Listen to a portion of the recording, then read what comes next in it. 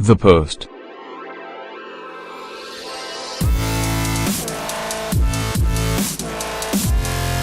Katharine Graham, Meryl Streep, publisher of The Washington Post, is going over a list of financial and legal documents once again, rehearsing her answers to the questions she will be getting from bankers about selling shares in the company to the public for the first time.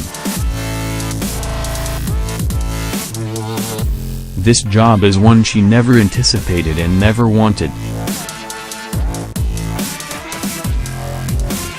Her father handed the business over to her husband, and she had been perfectly content to be a mother and a socialite, hosting gracious parties and enjoying friendships with people who were important while never being important herself.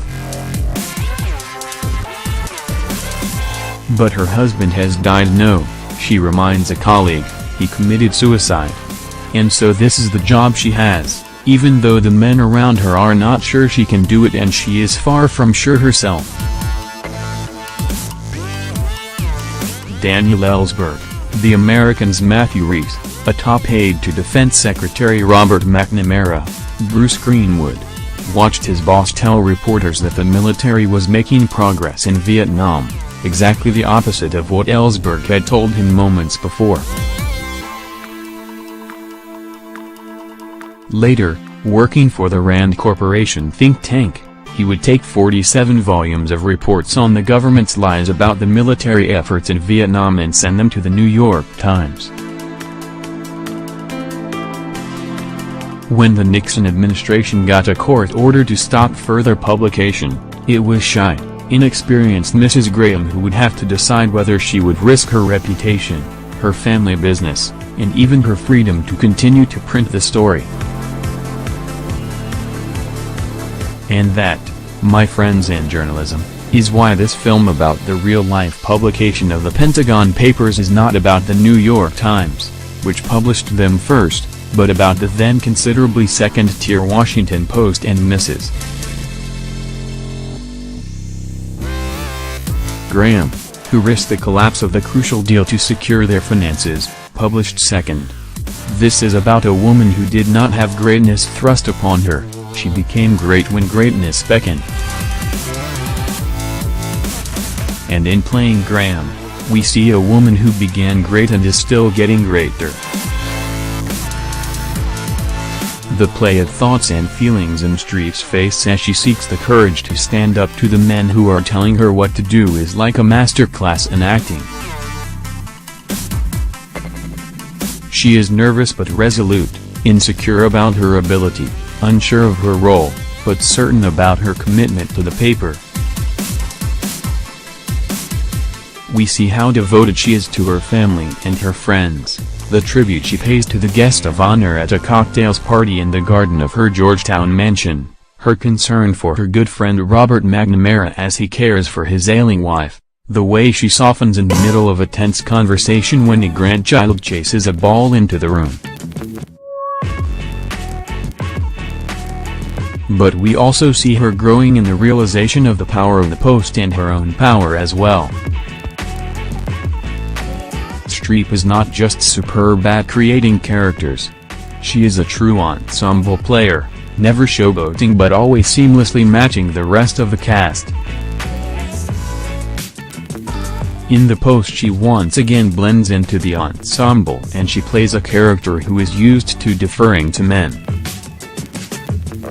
So it is easy to overlook how specific and layered she is in showing us a woman who was quiet, unsure, and frequently condescended to by the men she worked with. We see her rehearsing what she will say to the bankers, and when the time comes and she cannot get the words out, we see how hard she is trying and how much she wants to be the business executive the company needs. Watch Streep as Graham becomes in each scene less of the shy socialite who was unfailingly gracious to the paper's sources, subjects, and rivals. Watch her become not just an executive but a journalist and a passionate defender of freedom of the press as she spars, first tentatively and then hitting her stride. just try to look anywhere else as she reads aloud a note from her daughter, and as she quietly but firmly and authoritatively does at the end of the film what she could not do at the beginning, thinks for herself and makes a decision based on her own sure sense of what is right for the paper and the country.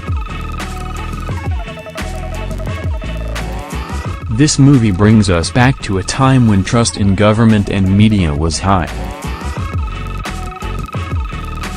The Pentagon Papers was only the second major leak of the modern era, coming just a few years after the COINTELPRO documents revealed abuses by the FBI and led to major reforms and increased oversight. The discovery that 3 presidents and their administrations had lied about the prospects of success in Vietnam was the political equivalent of the call is coming from inside the house. It had a seismic effect on Americans already in the midst of one of the country's most tumultuous periods of protest and upheaval. This movie makes it clear that the press had its own credibility issue at the time. Mrs. Graham points out to Bradley that his close friendship with President Kennedy compromised his integrity as a journalist, as he asks her not to let her close friendship with McNamara compromise hers. On top of all that, and its uncanny timeliness, it is a whopping good story about secrets and honor, and Bob Odenkirk all but steals the film from 2 of the biggest stars in Hollywood history with his performance as Ben Bagdikian, the reporter with a hunch and a Rolodex who tracked down the papers for the Post. The last scene cheekily sets it up as a prequel to All the President's Men. We can hope both are a prequel to future films about reporters dedicated to telling the story.